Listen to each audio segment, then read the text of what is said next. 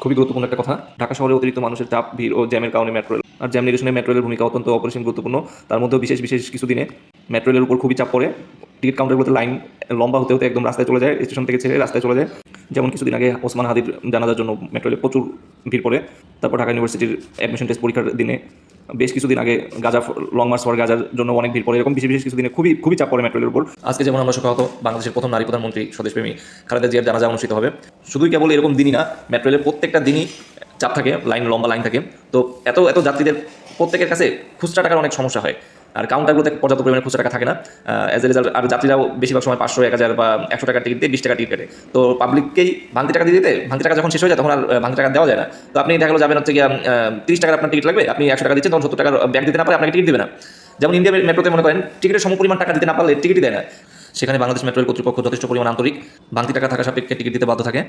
তারপরেও আপনি যখন 100 জনের পিছনে দাঁড়ায় 1 ঘন্টা বা আধা ঘন্টা পরে যখন টিকিট কাউন্টারে দেখবেন ভাঙতি টাকা নেই, আপনার কাছে যদি টিকিটের সমপরিমাণ টাকা না থাকে, তো সেক্ষেত্রে কিন্তু আপনাকে সমপরিমাণ টাকা ম্যানেজ করতে হবে, কিংবা কাউন্টারে ভাঙতি টাকা হওয়া পর্যন্ত ওয়েট করতে হবে, একটা ঝামেলা। তো আপনারা এই সমস্যাগুলো অ্যাভয়েড করার জন্য অবশ্যই মেট্রো রেল প্রতিটা স্টেশনে ওঠার আগে আপনার ভাড়া কত টাকা, যেখানে যাবেন তার ভাড়া কত টাকা, সেই টাকাটা অ্যাডজাস্ট করে ভাঙতি চার দোকান বা কোনো জায়গা থেকে ম্যানেজ করে নিয়ে উঠতে পারেন। তাহলে কিন্তু এই হ্যাজেলগুলো পোহাতে হয় না, সুন্দরভাবে আপনি টিকিট পেয়ে যাবেন, সহজে যাত্রা করতে পারবেন। তো আজকে যারা বেগম জিয়ার জানাজা উপলক্ষে বিজয় সরণি মেট্রো স্টেশন ও ফার্মগেট মেট্রো স্টেশনে আসবেন বিভিন্ন স্টেশন থেকে, তারা পর্যাপ্ত ভাঙতি টাকার সাথে নিয়ে আসুন, এবং কোন স্টেশন থেকে কত ভাড়া সেটা কীভাবে জানা যায় সেটা নিয়ে এখন কথা বলবো। সুন্দরভাবে দেখুন, শিখুন।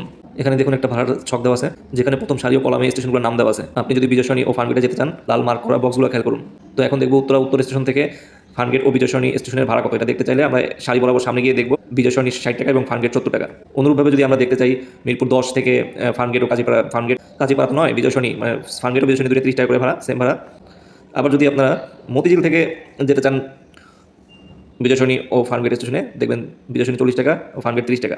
তো আমি গুরুত্বপূর্ণ স্টেশনগুলো দেখালাম। তাছাড়া আপনি যদি ফার্মগেট, কারণবাজার, শাহবাগ, ঢাকা বিশ্ববিদ্যালয়, বাংলাদেশ চলে থেকেও যেতে চান, আপনি এই সারি বরাবর সামনে গিয়ে দেখবেন বিজয় সরণি ও ফার্মগেট কত টাকা করে ভাড়া। তো এটা দেখে আপনি সহজেই আপনার টাকাটা, মানে ভাড়া কোন স্টেশনে যাবেন, 20 টাকা, 30 টাকা, 60 টাকা, 70 টাকা আপনার পকেটে পর্যাপ্ত পরিমাণ ভাঙতি রেখে নিতে পারেন, যাতে করে আপনি কোনো হ্যাজেল ছাড়া, কোনো ঝামেলা ছাড়া টাকাটা দিয়ে টিকিটটা নিয়ে চলে যেতে পারেন, যাতে ভাঙতির জন্য কোনো জ্ঞান না হয়।